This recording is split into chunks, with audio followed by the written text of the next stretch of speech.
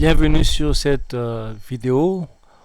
Aujourd'hui, nous verrons le registre des billes et comment modifier une bille QB. Alors, nous allons nous connecter à notre système. Nous sommes à la fenêtre d'accueil, donc nous allons sans plus tarder ouvrir le registre des billes. Donc nous allons dans exploitation. Exploitation, nous ouvrons le registre et dans registre, nous cliquons sur production billes. Et là, nous arrivons directement dans le registre des billes. Donc nous allons basculer sur le mois de mars pour voir, il y a certainement de données. Voilà, donc nous sommes sur le mois de mars. Alors, nous allons faire un petit commentaire des différentes colonnes. Voilà, donc nous allons aller de la gauche, de la droite vers la gauche.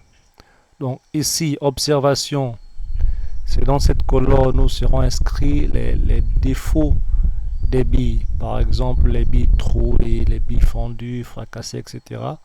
Ces informations seront inscrites dans cette colonne. Après, vous avez la colonne spécif qui identifie en fait les billes déjà spécifiées. Donc, celles qui sont cochées sont les billes spécifiées et celles qui ne sont pas cochées ne sont pas encore spécifiées. Ensuite, vous avez local pour localisation. Donc, le E représente l'évacuation. Le F représente le parc forêt. Et le R représente le parc rupture. Bon, je pense qu'ici, nous n'avons pas de R. Nous avons quelques R ici en bas. Voilà. Le R représente le parc rupture. Après, nous avons la colonne date de roulage. En date de roulage, nous avons la date de rupture et la date d'évacuation. Puis, nous avons le volume qui reprend le volume de production et le volume des ruptures effectuées. Voilà. Et puis, nous avons quelques informations liées aux dimensions, notamment le grand bout, le petit bout, le diamètre moyen et la longueur. Voilà. Et puis, évidemment, le numéro bille, l'essence, la date de cubage. Alors, sur notre droite, nous avons un ensemble de listes déroulantes. Déjà ici, nous avons le champ exploitant qui nous permet de sélectionner un exploitant. Là, par défaut, nous sommes sur tous les exploitants. Lorsque nous sélectionnons la ligne AAC 2024, c'est pour tous les exploitants. Maintenant, si nous souhaitons être sur un exploitant bien précis, nous sélectionnons l'exploitant voulu. Ensuite, nous avons les équipes. Nous avons les pointeurs cubeurs, différentes informations à l'intérieur. Le type de billes, si nous souhaitons afficher simplement les billes sur U, sur 1, les billes sur 2 et les billes sur 3, etc. Le type de bois, est-ce que ce sont des okumés que nous souhaitons afficher ou les bois d'hiver.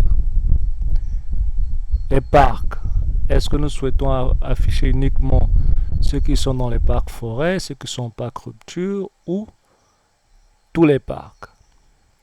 Et puis nous avons les dates de cubage ici.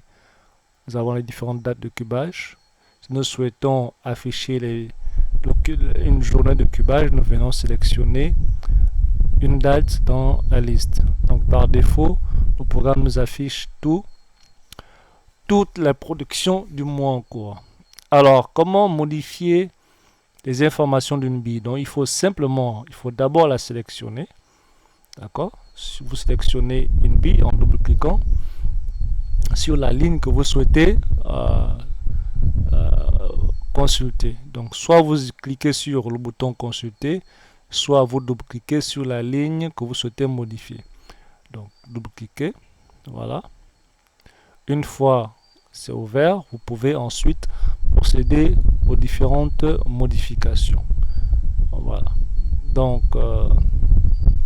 vous avez les différents champs sur la gauche dans le cadre détail Ça reprend un peu l'ensemble des champs et paramètres qui figuraient déjà au départ dans la fenêtre de saisie.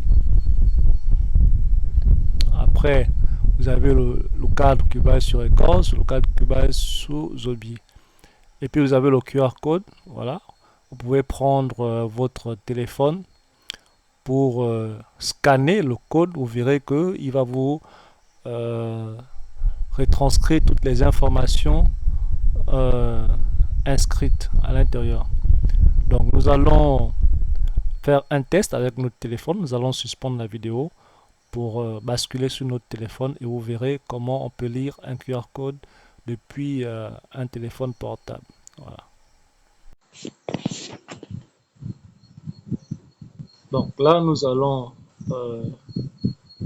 faire une lecture de notre QR code. Là, je suis dans mon téléphone. Je vais ouvrir l'application. D'accord?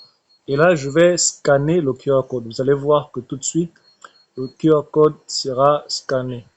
Donc, je bascule directement dessus.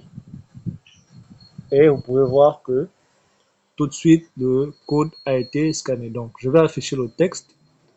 Quand je clique, et vous voyez, j'ai le texte qui est affiché en entier. Voilà un peu comment on peut lire ce QR code depuis son téléphone portable.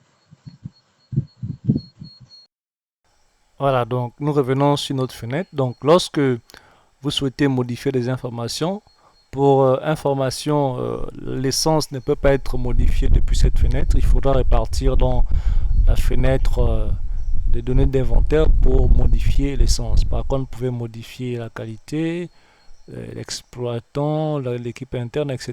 et les différentes valeurs aussi.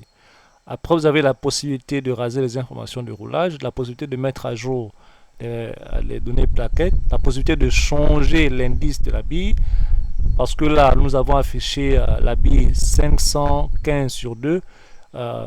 Vous souhaitez peut-être changer l'indice parce que vous avez saisi un mauvais numéro. Donc, vous pouvez changer l'indice en cliquant sur changer l'indice. Donc, vous pouvez basculer à l'indice inférieur ou l'indice supérieur, c'est selon. Voilà.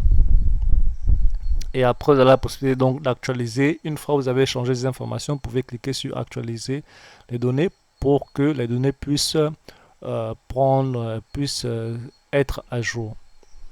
Voilà un peu, via cette fenêtre, nous pouvons modifier les différentes données que nous souhaitons. Après, il y a la possibilité de faire une mise à jour collective pour la date de cubage ou une mise à jour collective pour le numéro du parc. Voilà. Donc, c'était l'essentiel de la vidéo portant sur le registre des billes et la modification d'une bille cubée.